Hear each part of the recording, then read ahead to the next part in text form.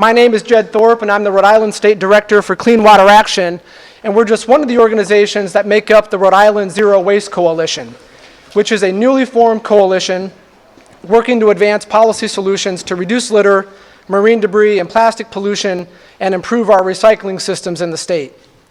Other members of our coalition include Just Zero, Save the Bay, the Audubon Society of Rhode Island, Clean Ocean Access, the Conservation Law Foundation, the Woonasquatucket River Watershed Council, Friends of the Saugatucket, Friends of the Blackstone, Be the Solution to Pollution, ORCA, Zero Waste Providence, the Nature Conservancy, and the Rhode Island Land Trust Council.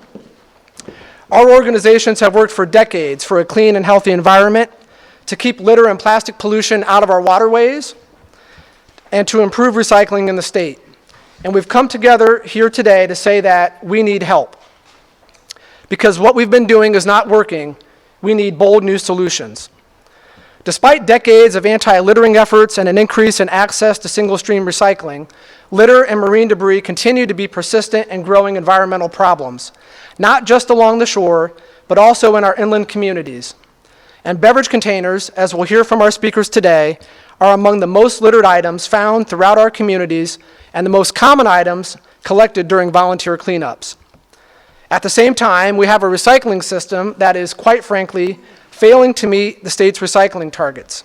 And tons of recyclable beverage containers are buried in the landfill each and every year.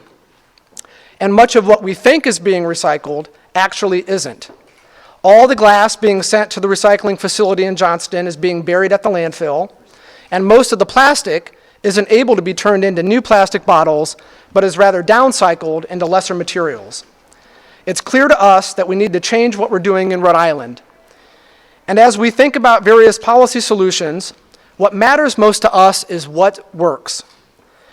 And as we consider various policy options, the one that has been proven to be effective in both reducing litter and plastic pollution and also improving our recycling systems is a recycling refund system for beverage containers, also known as a bottle bill. Luckily, we don't have to guess as to how these systems work.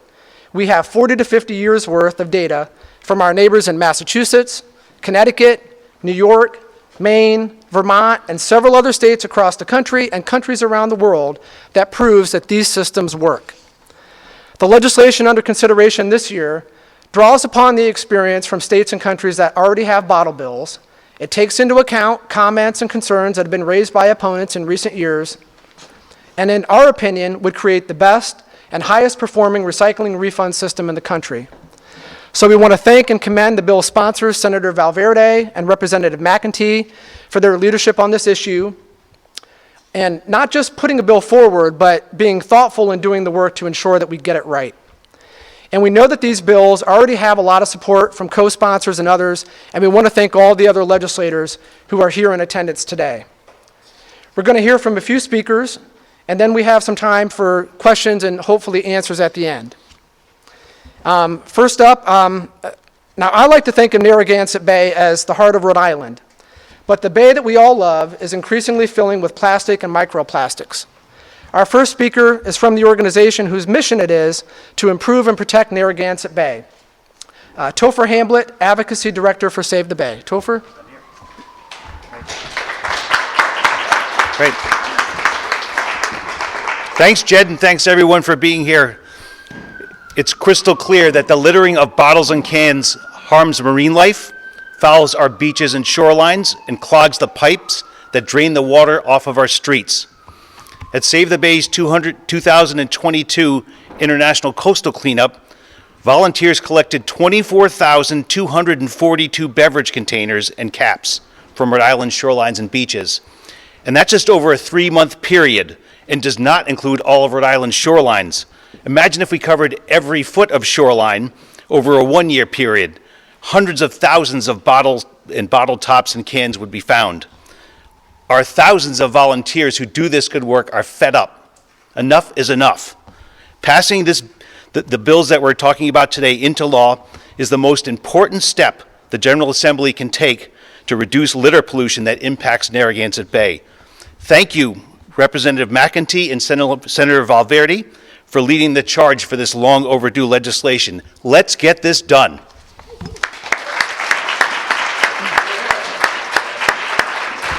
Thank you, Topher. Our next speaker has probably done more in recent years to bring attention to the impact that plastic bottles are having on our rivers and streams than perhaps anyone else that I know. His small army of volunteers has removed thousands and thousands of miniature alcoholic beverage containers, also known as NIPs, from our environment. Bill McCusker, president of the Friends of the Saugatucket. Bill? Thank you. I came all the way from South Kingstown, Rhode Island to give you a report from a program that we started last year collecting NIPS off the streets of all over Rhode Island, and this year it ballooned into a gigantic effort from all the big environmental groups, especially Save the Bay, has been contributing lots and lots of NIPS. So the report from NIPS Central is, after 72 days of collecting, we are over, or at my house, we have 48,000 NIPS. But talking to the different groups who have them at their places where they reside, we are at 53,000 NIPS. That's 53,000 NIPS that were picked off the streets, out of the rivers of Rhode Island in all 39 cities and towns, from Woonsocket to Westerly, Burrville to Block Island, Little Compton to Lincoln. It's coming from everywhere. If we had a deposit on these things, these 50,000 NIPS would be worth $5,000. If somebody picks up 200 pieces of litter that's recyclable in part of the redemption program, that's $20 they can put in their gas tank. This is something that needs to be done. It should have been done a long time ago. The General Assembly needs to take this to a vote. We need to see who supports it and who doesn't. We need this bottle bill, so thank you. And thanks for everybody's help. Thank you, Bill. Pollution from beverage containers is not just a coastal issue. Inland communities, urban communities, and rural communities are all dealing with the impacts of littered beverage containers, which not only pollute our waterways, but litter our streets and roadways and clog storm drains, creating maintenance challenges for city and town staff. Our next speaker is a member of the Richmond Town Council, Samantha Wilcox. Samantha? Hi, my name's Samantha Wilcox. I'm a Richmond Town Councilor and a former Conservation Commissioner, but I'm here in my individual capacity to share how this bottle bill helped my community. I live along Wood River, and Wood River borders Hopkinton and Richmond. When I first moved to the area, I was told that NIPS were considered Hopkinton glitter, but as we heard, this is a problem all over the state. Our rural communities have beautiful state and municipal parks, land trust properties, and conservation areas that attract visitors from all over the state. They want to hike, bike, kayak, fish, and more. Unfortunately, these areas also serve as a dumping ground for items that are otherwise recyclable. Like NIPS, the vast majority of aluminum cans are alcohol-related. They're thrown out to avoid being caught driving with an empty container. NIPS in plastic bottles that are thrown along our grassy roadsides are shredded by lawnmowers and speed up the process into microplastics. This litter degrades our water quality, interferes with woodland wildlife, and burdens our municipality. Many residents clean up on their own time. However, these volunteer efforts cannot clean everywhere, and we cannot rely on them as a long-term solution. A bottle deposit will help support proper carry-in, carry-out policies at our parks. It'll help reduce litter, increase Rhode Island's recycling rate, and make our communities safer. So please urge your representatives to pass the bill this year. Thank you. Thank you, Samantha. Our next speaker is so good that they gave her 4 municipalities to represent in the state Senate. Oh, no, 3 now. Oh, 3 now. She's down to 3. She's been the lead sponsor of the bottle bill as well as other legislation to hold producers responsible for the environmental impacts of their waste. State Senator Bridget Valverde. Thank you, Jed. Thank you all for being here today. So clearly, from what we've heard and what we see here, we need a bottle bill here in Rhode Island because what we're doing is just not working and we need to do things differently now. So I'm not originally from Rhode Island. I grew up in a state with a bottle bill. I grew up next door in Connecticut. And it was a normal part of life to bring your cans, bring your bottles, to a grocery store or other deposit place to reclaim your deposit. And I think it really put people more in touch with the waste that we all produce, and also led to cleaner streets and waterways. Litter problems are one of the things that I hear from my constituents about most, especially younger Rhode Islanders who don't want to see our beaches, our parks littered with in particular plastic beverage containers. So when I bring up the bottle bill and what we could have in the future, everyone is on board and is really excited about the prospect of reducing litter and truly recycling here in Rhode Island. So in the Senate, we have a lot of great champions that have also signed on to co-sponsor the bill this year. I see a couple of them here. Senator LaMountain and Senator Ujifusa. And I also see former Senator Janine Kalkin here, who was also a champion when she was in the Senate, working with me last year. So thank you all for being here, and I think this is the year that we can finally get the bottle bill passed in Rhode Island. Thank you, Senator. And I also don't want the House members to go unrecognized who are here. I see Representative Boylan, Representative Courtvran, Representative McGaugh, Representative McNamara, Representative Bennett is here somewhere. Have I missed anybody else? Okay. Our next speaker is a longtime environmental champion, having worked for years to pass a statewide ban on single-use plastic bags. She's been a co-sponsor of a bunch of other pro-environmental legislation in the House. Our House sponsor of the bottle bill, State Representative Carol Hagan McEntee.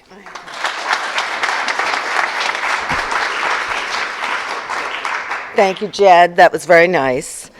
I think this could be my third or fourth year with this bill, and prior to me having it, I believe it was Rep. Handy.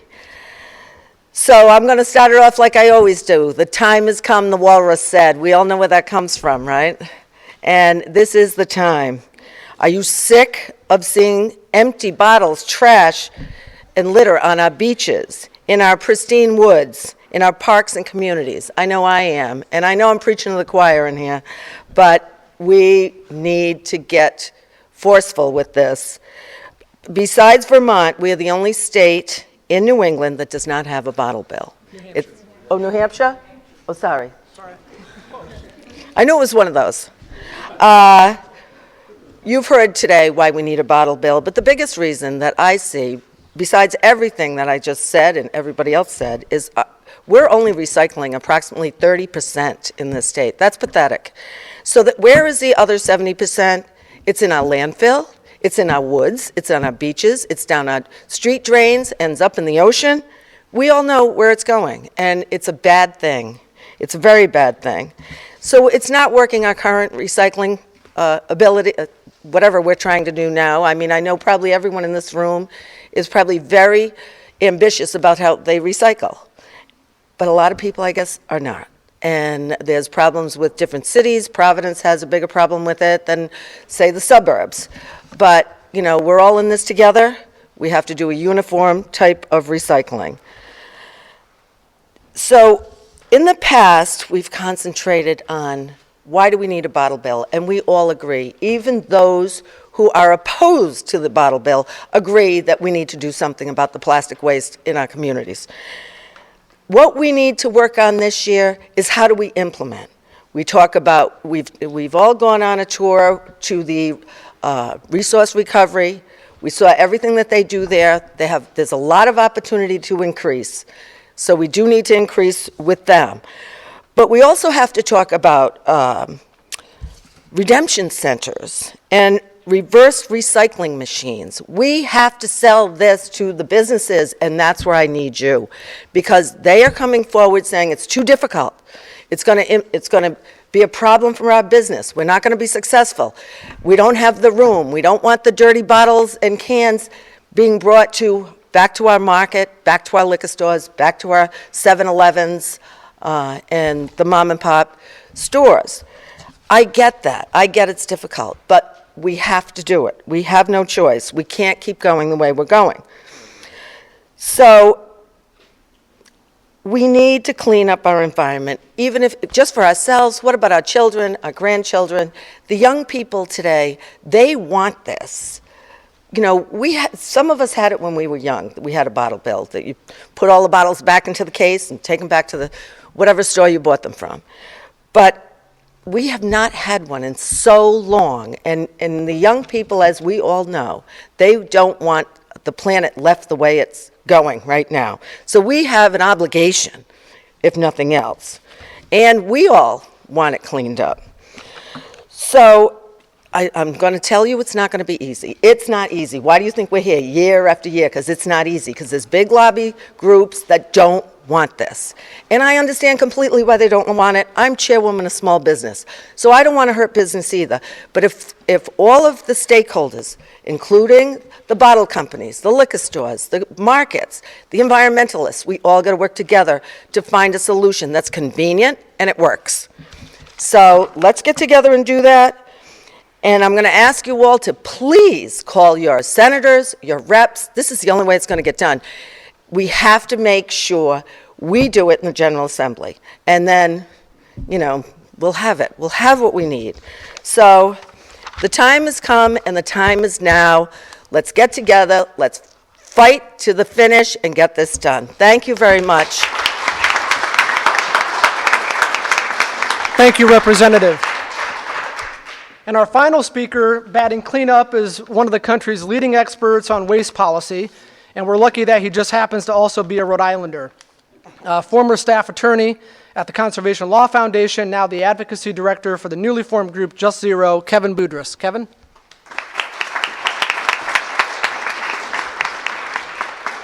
Thanks, Jed. Thank you, Rep. McEntee and Senator Valverde and everyone for coming today.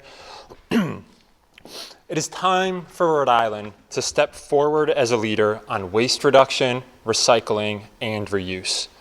This bill would allow us to do exactly that. It would create the highest performing, most effective, most equitable bottle bill program in the entire country. This bill would impose refundable 10-cent deposits on all plastic, glass, and metal beverage containers, all the way from the nips that you've heard so much about today up to 3-liter bottles. It would set a 90% redemption target to guarantee that this is the highest performing program in the country.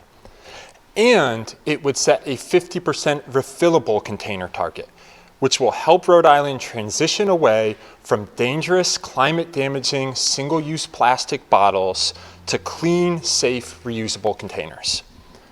The cycle of plastic pollution starts long before empty bottles end up in rivers, in parks, and on our beaches.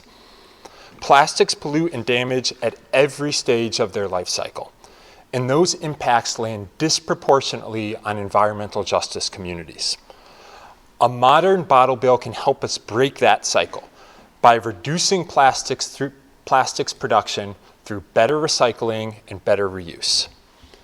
And this bill is about much more than just redemption targets, reuse targets, and recycling. It would create a bottle redemption network that works for everyone. A system that is good for the environment and easy for Rhode Islanders. One that creates new green jobs, and one that's good for businesses and the beverage industry.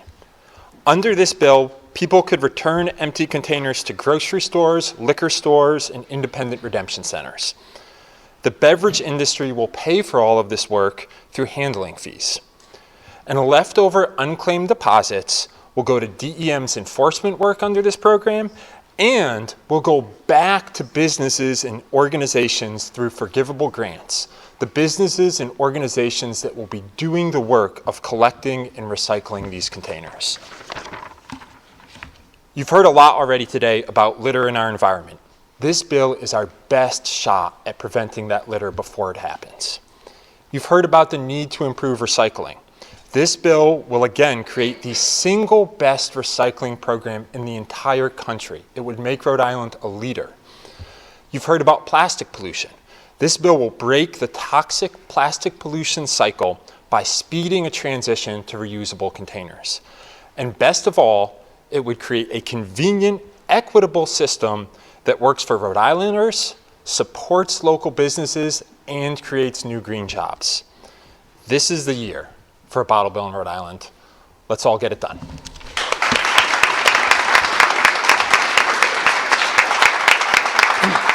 Thank you, Kevin. And before I forget, I see a lot of people taking pictures. If you get any really good pictures, can you email those to me, by the way? Okay, so in closing, we realize that this is a complex issue. There are a lot of moving parts, various interested parties who would be affected by creating a recycling refund system for Rhode Island. We should certainly listen to those concerns, be willing to make improvements to the bill to address those concerns where possible. But we know that other states and other countries have figured out how to make these systems work, and if they can do it there, we can do it here. We know that opposition will be fierce, particularly from the big beverage companies. If you haven't heard from them already and you're a legislator, I'm sure you will. Just so folks know, when Massachusetts attempted to modernize their bottle bill with a statewide ballot initiative back in 2015, the beverage companies spent over $7 million to flood the airwaves with disinformation and scare tactics. But we can't let environmental and waste policy be dictated by Coca-Cola, Nestle, Anheuser-Busch, and the multi-billion-dollar corporations who are largely responsible for the problem, but who have refused to offer up any real solutions of their own. For our part, we're just getting started. Our canvassers at Clean Water Action have been out knocking on doors. Some of them are here tonight. They're going to be out there in just a few minutes doing some more door knocking. They've been getting a great response at the doors. They've been talking to Rhode Islanders about this legislation, getting letters of support. And legislators can expect to hear from their constituents in the coming weeks and months. All of our organizations that are part of this coalition are committed to doing what we can to galvanize support for this legislation, and we look forward to working with the bill's sponsors to build the support necessary to make this the year that we finally join our neighbors and pass a bottle bill for Rhode Island. And with that, thank you, and we're happy to stick around and answer any questions.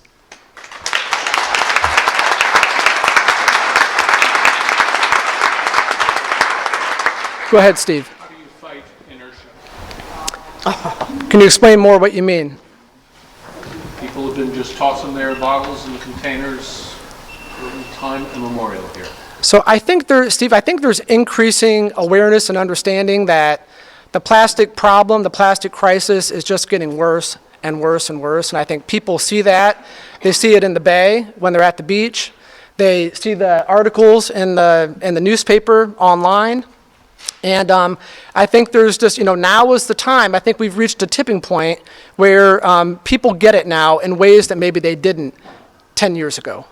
Can I add to that? And if anybody else wants to add to that, Yeah, I would say the 10-cent deposit is going to make a huge difference. If you bring your bottles back, you get however many bottles that you have. You have a case, what is that, 24 bottles? And you'll get the 10 cents on each one, and then you can use it towards your purchase of more bottles. So, but we got to get it going, and that's going to be the deterrent. And then hopefully people will pick up all these nips and everything and be able to get money back eventually for those as well. So that's where we're going to be able to change the behavior. That's why you have the deposit. I'd also say on the inertia, we've seen from other states when they implement bottle bills that it immediately changes behavior, just like Rep. McEntee is saying. Hawaii is the most recent state to adopt a bottle bill. After they adopted their bottle bill, beverage container litter on their beaches and their roadways plummeted within a year. People get on board really quickly, and in states in the country that have bottle bills, people love these programs. Consistently, polls in Connecticut and Massachusetts, our immediate neighbors who have bottle bill programs, show that people love these programs. They want them in place. They want them to be modernized. And I'd also point out that when it comes to bottle bill programs, there's actually quite a bit of momentum across the world. In the last 6 or so years, more than a dozen countries in the European Union have implemented bottle bill programs for the first time. So there continues to be a growth in these programs across the world, and it's time for Rhode Island to not just catch up with our neighbors, but catch up with the entire planet. Other When did Hawaii make the change? 2002 or 2005. Yeah. Go ahead, Barry. Yeah, I don't know if it will count for this legislature, but when Rhode Islanders in the 1980s had about 25 towns do an advisory referendum on a bottle bill, I think 24 out of 25 passed it. I don't know if that information is retrievable or helpful, but that did happen, and maybe that could be an argument that the public has always supported this. Great. Thank you for that. Any other questions? And again, we'll stick around if people want to chat one-on-one, but any other questions while we have everybody here? Good. All right. Well, thanks again, everybody, for coming, and let's get it done.